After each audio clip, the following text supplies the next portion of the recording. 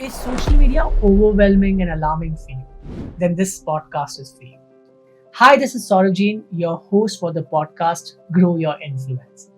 And today I'm going to touch a very important topic. It's about how social media can be overwhelming and how it can become an addiction. Well, social media is an addiction, especially the notifications creates the anxiety, the likes and views increases your dopamine, and sometimes you get hooked to that. I still remember a lady next door would visit me quite often. And the last few years, every time she would make a visit, she would only talk about her Instagram not growing. There's no other subject. She just says, "Oh my God, Instagram is not giving me views. I don't know how people get views.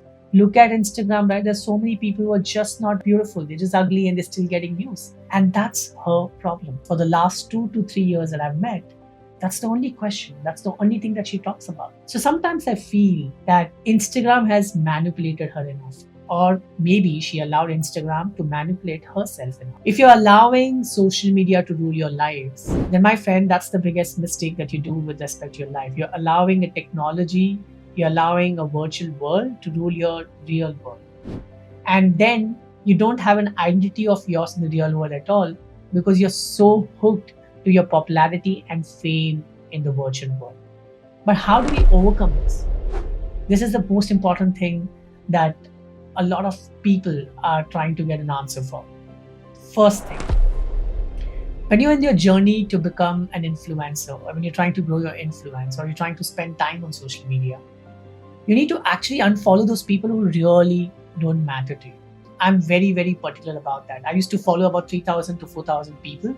And then I unfollowed a lot of them. I kept it absolutely clutter-free. I only follow about 300 plus odd people so that I don't really just keep looking at those pieces of content. Every time something would be alarming, which is suggested to me by Instagram, I'll mute them because I really don't want to see them coming on my feed. So be very careful about the kind of content that you try to see. That's the first factor. Second factor, define your Instagram time. So there could be a time to upload, there could be a time to watch notifications, there could be a time to reply to comments. So if you have this structure, then you know how much time you need to dedicate for simple, different activities with respect to your journey on social media. This way you get structured mentally to address those challenges that you see on social media channels. Otherwise, you're largely going to keep checking your notification all the time. And I'm sure when I see this, a lot of you will actually agree to what I'm trying to say. So if you are there looking at notifications all the time, like a lot of times earlier when I used to upload reels, I would just keep checking how many people have viewed my reel, how many people have liked my reel, how many people have commented on my reel, what have they commented on. And that's a basic human mentality. And the only way I overcame this is when my wife told me this, that let's do one small task. When you create your reels, forget it. Let it be there. For 30 minutes to 45 minutes, you're not going to check it. Only check it after that. And that just helps because you actually prepare your mind to not keep checking notifications up. So have a time defined for checking notifications or train your mind to not check notifications all the time. The third important thing with respect to your Instagram or with respect to your social media, you feel overwhelmed sometimes when you don't see yourself succeeding on this platform, when you don't see yourself consistent on this platform. One of the best ways to get off the content wheel is by preparing yourself well in advance. I've always said this before and I'll say this again. I prepare a lot of pieces of content in single day. When I'm traveling too, I focus that at least 30 minutes of my time every time I'm traveling, I focus on creating content so that I don't waste my time in my travel journey too. So you have to find out certain days where you can create content for yourself. Let's say you are going to create content every Monday. So you have your mind prepared for that.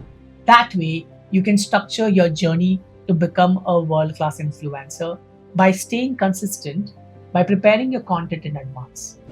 The fourth important thing is ensure that your social media is largely about positive pieces of content, which means who is that spiritual guru you are following on Instagram? Who is that leadership mentor that you are looking up to on Instagram? If you're only going to follow entertaining and funny pieces of content, where is that food for thought which is important for your growth, to nurture your mind. I follow a lot of spiritual pages, I follow a lot of spiritual mentors, and sometimes when I see their content coming on my feed, it answers the question which is running on my mind at that point of time. So maybe I feel that is universe's call. So try to set a lot of such call for yourself. Be wise about following wise men, so that even when you get deviated and when you're lost and when you're overwhelmed, these thoughts will actually help you get back to track. There are many apps in the market, which is the next important thing, which allows you to detox from social media, which tells you how much time you've spent, gives you notification. So of course you can do all of that. But it's important for you to define your social media lifestyle, like how you define your habits in the real world. Define your social media habits too. Last but not the least is being part of a community. I run this community called the Influencer Club. Social media is not overwhelming for them there because they learn what's been the best working for everyone out there. They learn from each other, they interact with each other, they have someone to talk to, especially in the journey to become an influencer. So they're not alone and they're not overwhelmed. So when they are with people who are doing similar kind of things that they are interested in, they're walking on the path of success together, it becomes easier for them to handle each other, like each other's posts, comment on each other's posts, appreciate each other, give feedback to each other. So the journey becomes smooth because you're not alone in this journey. There are enough people marching with you in this journey, and that's a crucial factor to look at. So these are some of the factors that you need to take into consideration when you really feel overwhelmed about using social media. Remember again, this journey is yours. It's your personal journey, and you are responsible about your social media journey too. Like how you're responsible for your life, you need to be responsible of your social media life. So this is Sorav Jain, your host for Grow Your Influence podcast, and I hope you're loving this. Do not forget to subscribe to my YouTube channel. Do not forget to follow me on Instagram. See you right there.